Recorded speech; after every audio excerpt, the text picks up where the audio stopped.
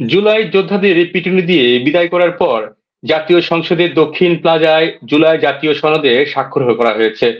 যদিও জুলাই অভ্যুত্থানের সাথে সংশ্লিষ্ট সব রাজনৈতিক শক্তির ঐক্যমত্যের ভিত্তিতে জুলাই সনদ স্বাক্ষর হওয়ার কথা ছিল, কিন্তু এতে অংশ নেয়নি এনসিপি, সিপিবি, বাসদ এবং বাংলাদেশ জাসদ। জুলাই সনদ স্বাক্ষরের পর অন্তর্বর্তী সরকারের প্রধান উপদেষ্টা মোহাম্মদ ইউনূস বলেছেন, এর মধ্য দিয়ে নতুন বাংলাদেশের সূচনা হয়েছে। আসলে কি নতুন বাংলাদেশের সূচনা হলো? যে রাজনৈতিক দলগুলো এতে অংশ নিল না, কেন তারা এতে অংশ নেয়নি? এইসব প্রশ্নের উত্তর খুঁজবো আজ। আর আমাদের সাথে যুক্ত হচ্ছেন সিনিয়র সাংবাদিক এবং রাজনৈতিক বিশ্লেষক আসাদ মাহমুদ, যিনি দীর্ঘদিন আমেরিকার জনপ্রিয় পত্রিকা নিউ ইয়র্ক টাইমস এবং ওয়াশিংটন পোস্টে সাংবাদিকতা করেছেন। আসাদ মাহমুদ ভাই, আপনাকে স্বাগত জানাচ্ছি এবং কৃতজ্ঞতা প্রকাশ করছি আজকের এই আলোচনায়। ধন্যবাদ আপনাকে। আপনি আজকে তো সারাদিন খবর দেখলেন যে আজকে জুলাই সনদ স্বাক্ষরিত হয়েছে এবং তার আগে বিভিন্ন দাবি নিয়ে, যে যৌক্তিক দাবি নিয়ে জুলাই যোদ্ধারা যারা আহত ছিলেন বা নিহতদের পরিবারের পক্ষ থেকে আন্দোলন করছিল, সেই দক্ষিণ প্লাজা তারা গিয়েছিলেন, সেখানে পুলিশ পিটুনি দিয়ে কাঁধে নিয়ে গ্যাস ছুড়ে তাদের ছত্রভঙ্গ করে দিয়েছে, এতে অনেকজন আহত হয়েছে।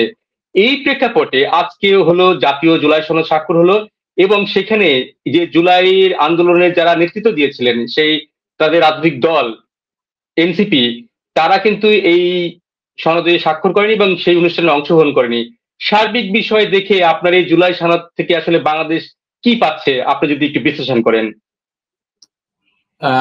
আমি যেটা বুঝতে পারছি যে তেমন কিছু পাচ্ছে না বাংলাদেশ। এটা ওই মুখের কথা, এবং ওই ইউনূস সাহেব সুন্দর সুন্দর কথা বলেন। উনি যখন আসছিলেন দায়িত্ব নিতে সেই 2024 সালের 8ই আগস্ট এসেই বক্তৃতা করলেন, 13 তারিখে বললেন যে নতুন বাংলাদেশ হবে, আমরা এমন দেশ গড়বো যাতে সবাই এখানে আসবে, আমরা কারো কাছে যাব না, এইসব কথা উনি বললেন। পরে দেখা গেল যতই দিন যাচ্ছে বা গত 1 বছরে যেটা দেখলাম যে আসলে কোনো দৃশ্যমান কোনো পরিবর্তন হয়নি দেশে। আগে যেমন লুটপাট, আওয়ামী লীগ আলারা লুটপাট করতো, এখন বিএনপি আলারা করে।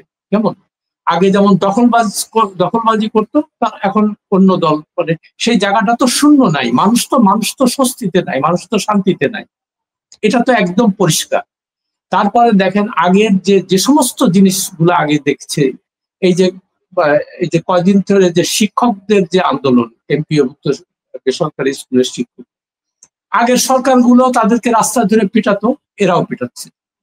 তারপরে গার্মেন্ট ফ্যাক্টরিতে আগুন লেগে মরতেছে, এদের সময় মারা যাচ্ছে, এবং ওই আগের মতোই সরকার প্রধানরা বিবৃতি দিচ্ছে যে আমি গভীরভাবে মর্মাহত এবং তাদের দেখাশোনা করবে, বাস এসব মুখের কথা। কিন্তু বাস্তবে যেটা দেখতে পাচ্ছি যে কোন রকম কোনো পরিবর্তন কোন সেক্টরে কোথাও হয়নি। ঘুষ দুর্নীতি আগের থেকে মনে হয় ডবল হয়েছে। সেদিন একজন ব্যবসায়ীর সাথে কথা হচ্ছিল, তিনি বললেন যে ভাই, আগে যেটা 10,000 টাকা লাগতো করতে, এখন সেটা 20,000-এর নিচে হচ্ছে। তো এখন ওই এক একটা নতুন ব্যবস্থার কথা বলছে, আর নতুন ব্যবস্থার কথা বলে আরো কিছু লোকজনের সুযোগ সুবিধার রাস্তা খুলে যাচ্ছে। এটাই এখন যে জুলাই সনদের কথা বললেন আপনি, আমি সাংবাদিক হিসেবে একটাই জিনিস প্রথমে যখন শুরু করেছিলাম আজ থেকে বহু বছর আগে, তখন আমার এক বস ছিলেন নিউ ইয়র্ক টাইমসের স্টিভ ওয়াইজম্যান। তো সে আমাকে একটা কথা বলতো যে দেখো, সাংবাদিকতা করতে হলে সবসময় সাধারণ মানুষের সঙ্গে মিশবে, তাদের কথা জানার চেষ্টা করবে, তাদের জীবনধারা, তাহলে তোমার রিপোর্টিংটা ভালো হবে। যেমন সুটটাইওয়ালা লোকের কাছে যাবে না বেশি, বিশেষজ্ঞদের কাছে বেশি যাবে না। তো সেইগুলো আমি ফলো করার চেষ্টা করি। আর এই যে সনদের কথা বললেন, ইউনূস সাহেব যখনই প্রায় যখন উনি কথা বললে এমন এমন সব কথা বলে যে মানুষ মুগ্ধ হয়ে যায়, কিন্তু আসলে সব অন্তঃসার শূন্য কথা বলে, এটার কোনো বাস্তব ভিত্তি নাই। প্রথমেই উনি দেখলাম যে এই জুলাই সনদ নিয়ে বলেছেন যে এমন একটা আপনার ঐতিহাসিক দলিল হবে, সারা বিশ্ব আমাদের দিকে তাকিয়ে আছে। তো কিছুক্ষণ আমি ওই বিবিসি, সিএনএন এগুলা দেখতেছিলাম। তো সেখানে বাংলাদেশের তো কোথাও আমি দেখলাম না যে বাংলাদেশে একটা স্বাক্ষর হতে যাচ্ছে, এরকম কোনো খবর তো দুনিয়ার কোথাও নাই। মানে পশ্চিমা বিশ্ব বাদ দেন, আপনি ধরেন এই আশপাশের দেশগুলো, আপনি আনন্দবাজার খুলে দেখেন তো, যে আনন্দবাজারের অনলাইন সংস্কারে যে দেখেন তো যে জুলাই সনদ নিয়ে তাদের কোনো বক্তব্য আছে কিনা, কিংবা দিল্লি কিংবা পাকিস্তান, ইন্দোনেশিয়া, মালয়েশিয়া, কোথাও দেখেন তো, কোথাও আছে?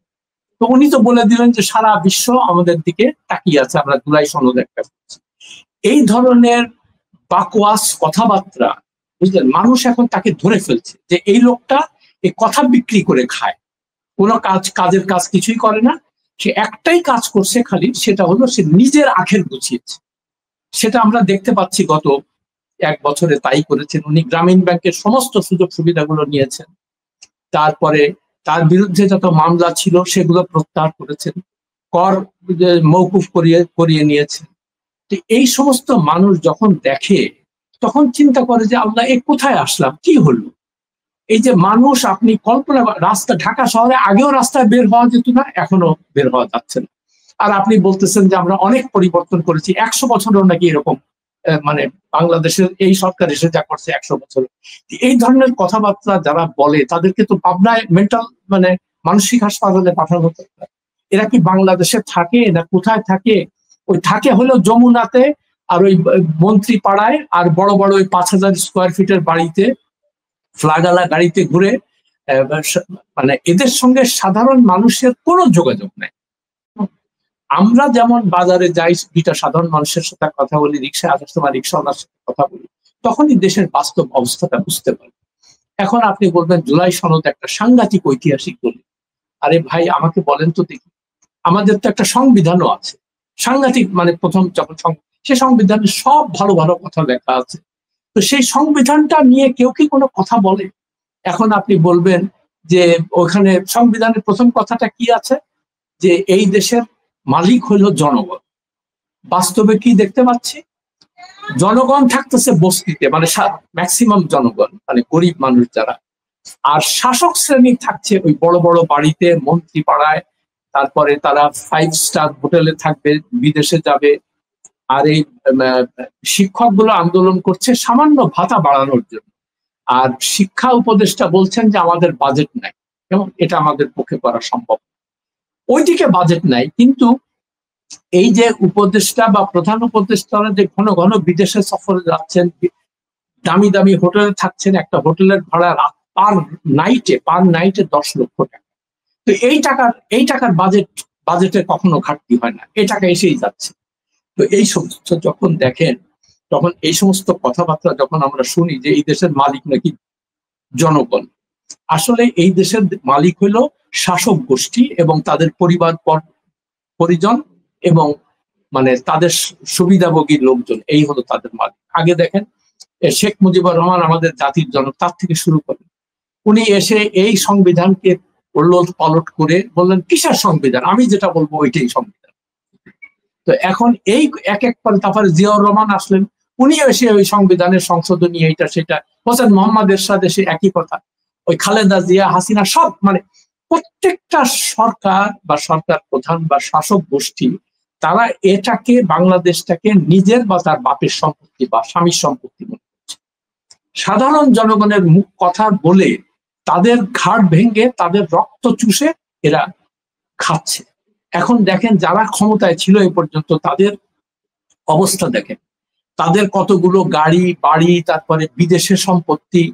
এই সমস্ত যখন দেখি বা সাধারণ মানুষ যখন দেখে, তখন এই সমস্ত জুলাই সনদের কথা বা সংবিধানের কথা বা চেতনার কথা বা দ্বিতীয় বিপ্লবের কথা, দ্বিতীয় স্বাধীনতার কথা, এগুলো তো সব আছে তাদের কাছে মনে হয় প্রহসন, যে আমাদেরকে নিয়ে খেলা করে এরা।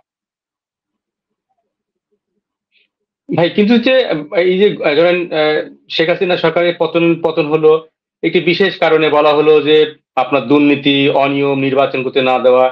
হ্যাঁ, এই যে বৈষম্য মুক্ত একটা বাংলাদেশের জন্য আপনার আন্দোলন হলো, এবং সেই প্রেক্ষিতে গত বছরের 5ই আগস্ট আওয়ামী লীগ সরকারের দীর্ঘদিনের শাসনের পতন হলো।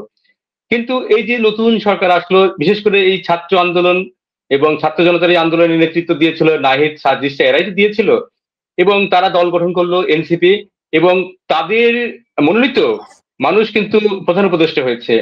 সেই দল, সেই সরকার আজকে জুলাই সনদ ঘোষণা করলো, এবং সেখানে এনসিপি নেই। এটিকে আসলে আপনি কিভাবে বলছেন? এটি কি আসলে স্বার্থের দ্বন্দ্বের কারণে নাকি আদর্শিক কোনো বিষয় আছে, যদি আপনি একটু ছোট্ট করে ব্যাখ্যা করেন? আচ্ছা, এখানে আদর্শের কোনো ব্যাপার নাই, এগুলো সবই স্বার্থের দ্বন্দ্ব।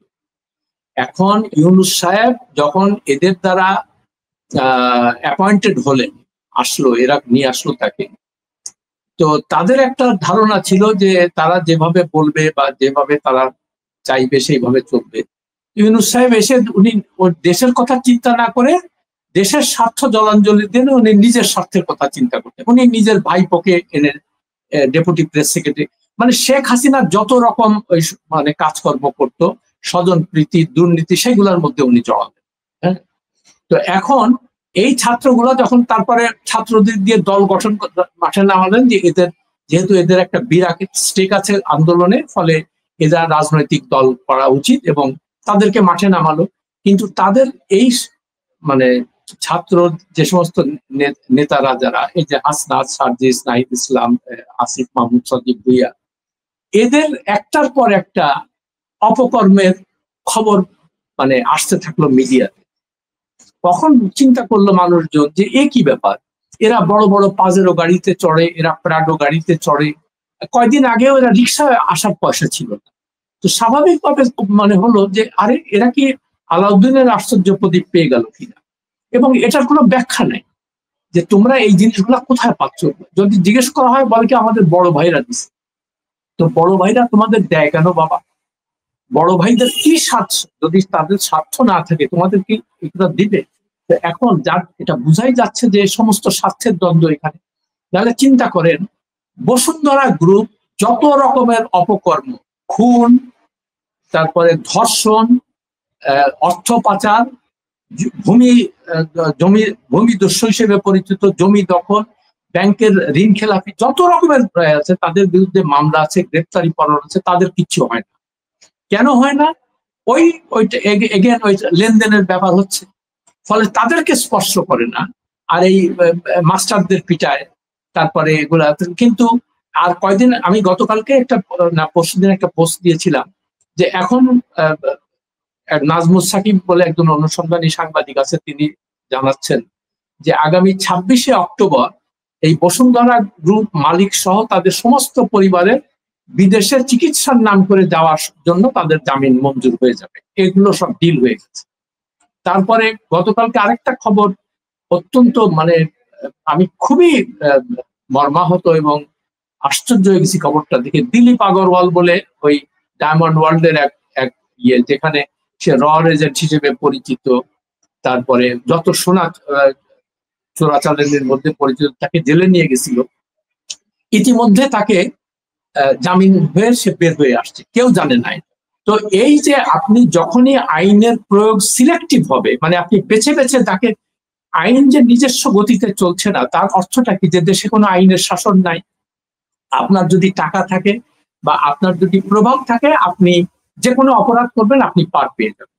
তো মোজাম্মেল বাবুকে ধরছে কিংবা অন্যদেরকে ধরেছে, আবার যদি হয়তো আবার এখন আবার তার নতুন করে লেনদেন হবে এগুলো নিয়ে। হ্যাঁ, প্রথম কথা হলো যে ইউনূস সাহেবের, আমি যেটা দেখতে পাচ্ছি, আমরা বড় আশা করেছিলাম এই লোকটাকে নিয়ে, যে দেশটা সত্যিকার অর্থে সে একটা মানে মানে মানে মৌলিক পরিবর্তন সে আনবে দেশের, কিন্তু তার বিন্দু মাত্র কোনো আগ্রহ নাই এদিকে। চিন্তা করেন, একটা লোক যে 14 মাসে 14 বার বিদেশে গেছে, এবং এর মধ্যে মানে 13 বারই তার নিজস্ব ব্যক্তিগত সব মানে সফর ছিল, তার ব্যক্তিগত। এগুলো সব সরকারের নাম করে চালিয়ে কোটি কোটি কোটি কোটি টাকা খরচা করছে। আর এইভাবে আমার কথা হলো, আর সঙ্গে যে উপদেষ্টারা আছে এরাও হলো আরো ভীষণভাবে মানে করাপ্ট, আমি বলবো দুর্নীতিগ্রস্ত। অনেকে বলবে যে না, অমুক তো বড় সৎ লোক, ওয়াহিদুদ্দিন মাহমুদ সৎ লোক, ফজলুল কবির খান সৎ লোক। এই সততা দিয়ে আমি কি করব? আপনি যদি সৎ হবেন তাহলে তো আপনি মানে আপনার মানে প্রকাশ্যে বলতে হবে যে আপনি এই কাজগুলো ঠিক করছেন না, আপনি জনগণের টাকা এইভাবে উড়াতে পারেন না। আপনি যদি সত্যিকার অর্থে সৎ হন, তাহলে তো আপনি এই কথাগুলো বলবেন তাকে। আপনি কোনো সময় শুনেছেন উপদেষ্টারা কোন সময় তাদের মিটিং এ কথাগুলো বলছে যে এগুলো করা ঠিক হচ্ছে না? উপদেষ্টারা কেন বলছে না? তারা ওই তার সঙ্গে সঙ্গে চলে যাচ্ছে বিদেশে। তারাও 5 স্টার হোটেলে বা 6 স্টার হোটেলে থাকছে, বিজনেস ক্লাস ফার্স্ট ক্লাসে ট্রাভেল করছে, বড় বড় বাড়িতে থাকে, মন্ত্রী পাড়ায় থাকে, ফ্লাগারা গাড়িতে চড়ে, পাইপ পেয়ালা নিয়ে ঘুরে, গানম্যান নিয়ে ঘুরে। এরা তো আর সাধারণ মানুষ না, এরা তো সব অসাধারণ হয়ে গেছে, বুঝলেন? এই আমাদের দুঃখটা হলো এইখানেই আর, যে আমরা কেউ সাধারণ মানুষের কথা চিন্তা করি না। আপনি অ্যাকচুয়ালি জুলাই সনদটা বা সংবিধান কি হওয়া উচিত ছিল, সেখানে এত জ্ঞান গরিমা বা পিএইচডি ডিগ্রিধারী লোকের দরকার নেই। কথা হলো মোটা থেকে কয়েকটা জিনিস, যে আমাকে যদি কেউ অত্যাচার করে সে শাস্তি পাবে, তাকে আইনের আওতায় আনা হবে। আমি ন্যূনতম আমার যে বাঁচার অধিকার আমি সেটা ভোগ করতে পারবো। আমি খেয়ে পরে আমি বাঁচতে চাই, আমি আমার ছেলে মেয়েকে আমি স্কুলে পাঠাতে চাই, আমার যেন সেখানে কোনো সমস্যা না হয়। আমার ছেলে মেয়েরা ভালো করলে তারা যেন বিশ্ববিদ্যালয় বা কলেজে পড়তে পারে সেটার ব্যবস্থা করতে হবে। হ্যাঁ, আমি রাস্তাঘাটে যে চলাচল করব আমি নির্বিঘ্নে পাবলিক ট্রান্সপোর্টে চড়বো এবং আমাকে ওই বাদুড় ঝোড়ার মতো এইভাবে থাকতে হবে না, সেই দিকে আমাদের নজর। এই যে আপনি যদি খালি, আমি তো মনে করি জুলাই সনদ বা সংসদ কি বলে সংবিধানে এই জিনিসগুলাই থাকার দরকার, যে আমার একটা বাসস্থান চাই, আমি ঘরে থাকতে চাই। হ্যাঁ, আর আপনি যে বৈষম্যের কথা, যে বৈষম্য নিরসনের কথা বলে এই সরকার আসছিল, বৈষম্য তো আরো বেড়েছে না বলেন? আমরা তো দেখতে পাচ্ছি চোখের সামনে, বৈষম্যটা কমলো কোথায়? মানুষ এখন, আজকেই দেখলাম একটা পত্রিকাতে, প্রথম আলোতেই দেখছিলাম যে দারিদ্র্যের হার 2022 সালে ছিল 18%, এখন হয়েছে 28%, 10% বেড়ে গেছে। তার মানেটা কি? তার মানে প্রায় 4 কোটি লোকের উপরে, 4 কোটির উপরে মানুষ এখন দারিদ্র্য সীমার মানে মানে খুব ভালনারেবল অবস্থায় আছে, যে কোনো সময় তাদের অবস্থা খারাপ হবে। আর তারা আরেকটা জিনিস দেখেন, বলছে যে শিক্ষিত বেকারের সংখ্যা বেড়ে গেছে অনেক, 27 লক্ষের মধ্যে 13 লক্ষই তারা। তো আপনি যদি শিক্ষার মান উন্নয়ন না করেন, আজকে দেখলাম একজনে বলছে যে এরা চাকরি পাবে কিভাবে, তার কারণ যে নড়বড়ে শিক্ষা ব্যবস্থা এরা শিক্ষা গ্রহণ করে, সেই শিক্ষা দিয়ে তো যারা চাকরি দেবে তাদের তো কোনো কাজ হয় না, তারা তো কিছু শেখে নাই তেমন কিছু। তো ফলে যে আপনি মূল যে জিনিসগুলা আমাদের, আমি যে এলাকায় থাকি সেখানে সিটি কর্পোরেশনের পরিচ্ছন্নতা কর্মী আছে, আমি যখন ভোরবেলায় হাঁটতে যাই তাদের সাথে দেখা হয়, আমার সাথে সালাম বিনিময়, কুশল বিনিময় হয়। তো কয়েকদিন আগে একজন, তার মধ্যে একটা বয়স্ক মহিলা ছিল, আমাকে জিজ্ঞেস করলো যে স্যার আপনি শুনছেন যে ওই খালাম্মা তো, আমি বললাম কি হয়েছে, ওনাকে তো বেশ কয়েকদিন দেখছি না। বলে স্যার উনি তো মারা গেছে। তো এমন ভাবে কথাটা বললো যে কোনো ব্যাপারই না, অথচ তাদের সঙ্গে সে ঝাড়ু দিত, ইয়ে করতো। আমি জিজ্ঞেস করলাম কি হয়েছিল, বলে অসুস্থ ছিল, ওই হাসপাতালে যাইতো না, টাকা পয়সা ছিল না, তারপরে একদম শেষ অবস্থায় নিয়ে গেল, আর বাঁচানো যায় না। এমন ভাবে বললো যে এটা তাদের নিয়তি, তারা এই বংশ পরম্পরায় তারা ঝাড়ু দেবে রাস্তায়, তারা বস্তিতে থাকবে, তারা চিকিৎসা পাবে এবং তারা মারা যাবে এইভাবে। আর দেখেন এই স্বাস্থ্য উপদেষ্টা নূরজাহান বেগম, উনি মাসের পর মাস সিঙ্গাপুরে চিকিৎসা নিচ্ছেন। মির্জা ফখরুল কাশি হলেই সিঙ্গাপুরে চলে যাচ্ছেন। তারপরে উপদেষ্টারা কিছু একটু হলেই বিদেশে চিকিৎসা নিতে যাচ্ছেন। তো বৈষম্যটা কমলোটা কোথায়? আপনার জন্য একরকমের চিকিৎসা ব্যবস্থা, দেশের আপামর জনসাধারণের জন্য তাদের কোনো চিকিৎসা নেই। তো কোথায় বৈষম্য? তো আপনি জুলাই সনদ বলেন আর সংবিধান বলেন, এগুলোই তো আপনার সর্বাগ্রে এই জিনিসগুলো সন্নিবেশিত হওয়ার কথা ছিল, কোনো লেখা না, কাগজে লেখা না। অনেকে বলে না যে সংবিধানে তো খুব ভালো কথা লেখা আছে, জুলাই সনদেও ভালো কথা লেখা আছে, কিন্তু এগুলোই যে একটা প্রবাদ আছে না, যে কাজীর গরু কিতাবে আছে গোয়ালে নাই। এগুলো সব মিষ্টি মিষ্টি কথা, সব ভালো কথা, কিন্তু পড়বেটা কি এগুলো দিয়ে আমি কি করবো? একটা সাধারণ মাস আজকে যে রিক্সাওয়ালা, তারা বলবেন যে আপনি যে ভাই জুলাই সনদের কথা, হয়তো আকাশ থেকে বলবেন যে কি বলে, কিন্তু তো বুঝি না কিছু। আমি যেটা বুঝি যে আমি যে রিক্সাটা চালাচ্ছি আমি যেন ঠিক মতো মজুরি পাই, আমি যেন একটা মোটামুটি একটা ভালো জায়গায় বাসস্থান পাই, আমি যেন ইলেকট্রিসিটির ব্যবস্থা পাই।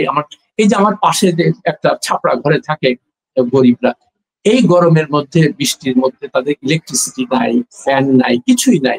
বৃষ্টি যখন হয় আমি দেখি ওই সব যুবতুব হয়ে ঘরের মধ্যে পানি ঢুকে যায়। তো এইরকম অবস্থা দিনের পর দিন, বছরের পর বংশ পরম্পরায় এরা করে যাচ্ছে। দেশে বৈষম্যটা আমরা স্বাধীনতা কেন এনেছিলাম? স্বাধীনতার যুদ্ধে আমরা কেন ঝাঁপিয়ে পড়েছিলাম? কি কারণে? এই প্রশ্নগুলো তো আমাদেরকে করতে হবে এখন। আর ইউনূস সাহেব বলতেছে সমস্ত পৃথিবীর লোকজন নাকি এখন বাংলাদেশের দিকে নজর দিচ্ছে, আমরা কারো কাছে যাব না, সবাই এখানে আসবে, কেউ আসতেছে না আমাদের এখানে। আর এমন অবস্থা হয়েছে ওনার ভাবমূর্তি, ওনার নোবেল পাওয়াতে নাকি মানে ভাবমূর্তি বাংলাদেশের উজ্জ্বল হয়ে গেছে।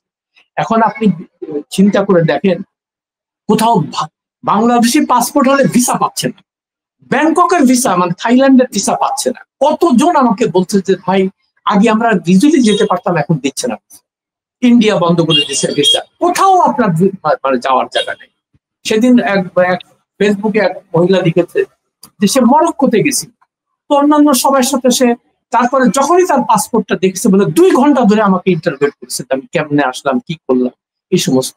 আর আমার ব্যাগ চেক করতেছে, মনে হচ্ছে যে আমি কোনো চুরি করছি, আমি কোনো অপরাধ করেছি। মানে বাংলাদেশি পাসপোর্ট হাতে পাওয়া মানে আপনার হাতে থাকা মানে আপনি একজন ক্রিমিনাল। তো এই হচ্ছে আমাদের ভাবমূর্তি। ইউনূস সাহেবের বদৌলতে এইটা হচ্ছে, মানে আগেও ছিল, এখন আরো বেড়েছে। এই হচ্ছে কথা। তো মূল কথা এটা বলে শেষ করি যে আপনারা সাধারণ মানুষের কথা চিন্তা করেন, সাধারণ মানুষ কিভাবে ভালো থাকবে, সাধারণ মানুষের চিকিৎসা যাতে হয়, সাধারণ মানুষ যেন তাদের বাচ্চাদের স্কুলে পাঠাতে পারে, তারা যেন নির্বিঘ্নে কাজকর্ম করে খেতে পারে, এই জিনিসগুলা মানে ওই সংবিধান বলেন আর জুলাই সনদ, এই জিনিসগুলা আনেন এবং এই জিনিসগুলা বাস্তবায়ন করেন। এটাই আমার। আপনার বক্তব্যে পুরা পরিষ্কার আসাদ ভাই। আপনি বলছিলেন যে যতই ভালো লেখা থাকুক না কেন জুলাই সনদে, সে যদি প্রয়োগ না হয় সেটি আসলে কোনো কাজেই আসে না। আর বৈষম্য আসলে বাংলাদেশে কমেনি, এবং আপনি কয়েকটি আপনার ব্যক্তিগত উদাহরণ টেনেই সেই সব গল্পগুলো বললেন। সেই গল্প না, প্রতিটি জীবনের গল্প, এবং সেইটি আমাদের মাঝে উঠে আসলো যে বাস্তবতার চিত্রটি। আপনার বক্তব্য দিকে সাধারণ মানুষ বুঝতে পারবে যে আসলে বাংলাদেশ কোন দিকে যাচ্ছে। আসলে কি আমরা বৈষম্য মুক্ত বাংলাদেশের পক্ষে গিয়েছি, নাকি আমাদের সামনে আরো দুর্যোগপূর্ণ পথ পাড়ি দিতে হবে? দর্শক, আসাদ মাহমুদ ভাইয়ের এই মন্তব্যের সাথে আপনি কি একমত অথবা দ্বিমত? জানান আপনার মতামত, আর ভিডিওটি শেয়ার করুন, লাইক দিন, আর সম্ভব হলে আমাদের চ্যানেলটি সাবস্ক্রাইব করুন। আর এতক্ষণ আমাদের সঙ্গে থাকার জন্য ধন্যবাদ।